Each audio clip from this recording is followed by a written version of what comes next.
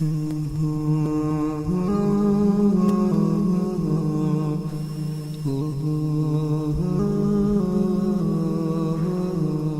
پناہ گزینوں کی مشکلات مختلف ممالک میں ہجرت کے بعد بھی ختم ہونے کا نام نہیں لے رہی۔ اس وقت لبنان ریاق ایئر بیس کے قریب رہائش پذیر تقریباً 12,000 پناہ گزینوں کو نکالنا چاہتا ہے۔ اس بے دخلی کا آغاز موسم بہار سے شروع ہوا، جس نے پناہ گزینوں کو بڑی مشکل میں ڈال دیا ہے، اور پناہ گزین اپنے عارضی گھر اور ٹینٹ اکھاڑ کر کسی انجانی منزل کی طرف نکل جائیں گے۔ لبنان کے ریاق ایئرپورٹ کے نزدیک واقع قریبی میدان میں قائم یہ کیمپ ان 300 بستیوں میں سے ایک ہے جسے مارچ کے اختتام پر پناہ گزینوں کے لیے حدود سے باہر قرار دے دیا گیا۔ یہ وادی بقا کی سب سے بڑی بستی ہے، جو کہ رمضان المبارک کی آمد پر روک دی گئی تھی، اور تب تک 300 افراد وہاں سے جا چکے تھے، مگر حالیہ دنوں میں دوبارہ آغاز کر دیا گیا ہے۔ اس قدر بڑی تعداد میں پناہ گزینوں کی بے دخلی نے لبنان میں اینٹی ریفیوجی سیاست میں گرمی بڑھا دی ہے، اور یہ عمل انہیں جبراً شام بھیجنے کی پلاننگ کا حصہ لگتا ہے۔ یاد رہے کہ لبنان نے کبھی بھی سرکاری طور پر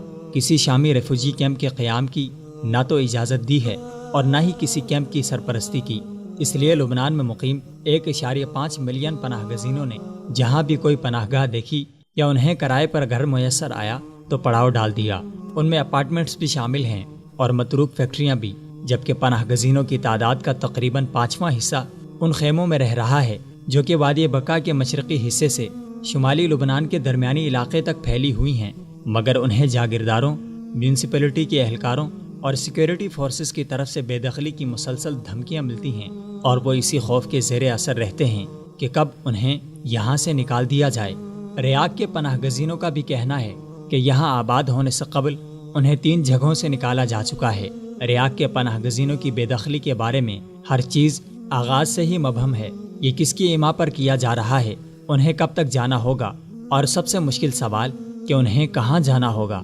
لبنانی آرمڈ فورسز کی طرف سے ان پناہ گزینوں کو مارچ میں غیر رسمی طور پر بتایا گیا کہ انہیں کچھ سیکیورٹی وجوہات کی بنیاد پر یہاں سے جانا ہوگا، اور اس کے بعد LAF یعنی لبنانی آرمڈ فورسز نے ہر بستی سے چند ٹینٹ اکھاڑ ڈالے اور بقیہ کو ڈیڈ لائن دے دی کہ وہ اپنے طور پر یہ علاقہ خالی کروائیں، جبکہ دلہامی نامی جگہ پر آباد خیمہ بستی میں LAF نے پہلے کچھ پناہ گزینوں کو اپنے خیمے اکھاڑ کر دوسری جگہ لگانے کا حکم جاری کیا اور کہا کہ اس طرح وہ ممنوعہ علاقے سے نکل جائیں گے، مگر 1 ہفتے بعد آرمی واپس آئی اور سیکیورٹی مسائل کو بنیاد بنا کر سینکڑوں پناہ گزینوں کو وہ کیمپ خالی کرنے کو کہا۔ سیکیورٹی مسائل کو بے دخلی کی وجہ بنا کر لبنانی آرمی نے انسانی حقوق کی تنظیموں کے اس بے دخلی پر اعتراض بھی روک دیے، مگر مشکل یہ ہے کہ بہت سے پناہ گزینوں کے پاس اتنے بھی مالی وسائل نہیں کہ وہ فوری طور پر کیمپ خالی کر سکیں۔ اپنے بھرے پڑے گھروں کو چھوڑ کر چند کپڑوں اور قیمتی چیزوں کے ساتھ ہجرت کر کے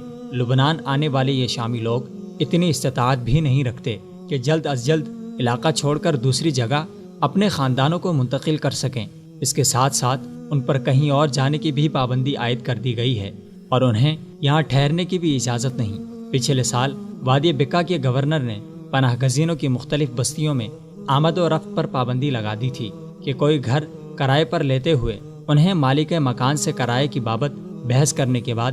میونسپلٹی کے علاوہ سیکیورٹی فورسز سے بھی اجازت لینی پڑتی ہے، جو کہ بہت مشکل کام ہے۔ اس وقت ہر پناہ گزین کو علاقہ بدلنے، سامان کی منتقلی اور نئی رہائش کے لیے اوسطاً $650 درکار ہیں۔ لبنان میں موجود ہر شامی پناہ گزین اوسطاً $857 کا مقروض ہے، جبکہ ان کی روزانہ کی آمدنی $10 سے $15 تک ہے، جبکہ یونیسیف نے علاقہ چھوڑنے والے ہر خاندان کو $300 کی امداد دی ہے۔ خوش قسمتی سے بار الیاس کے سنی اکثریتی قصبے کے میئر مہواس اراجی نے ہزاروں پناہ گزینوں کو خوش آمدید کہا اور انہیں اپنا مہمان قرار دیا، اور کہا کہ فی الحال یہ ہمارے ساتھ ہماری زمینوں میں کام کر کے گزر بسر کریں گے اور یہاں ہمیشہ نہیں رہیں گے، بلکہ انشاءاللہ شام کے بحران کا خاتمہ ہوگا اور یہ اپنے گھروں کو لوٹیں گے۔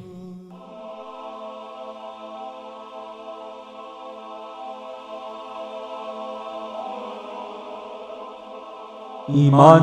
کی کرن، ہدایت کی شمع، وصال اردو۔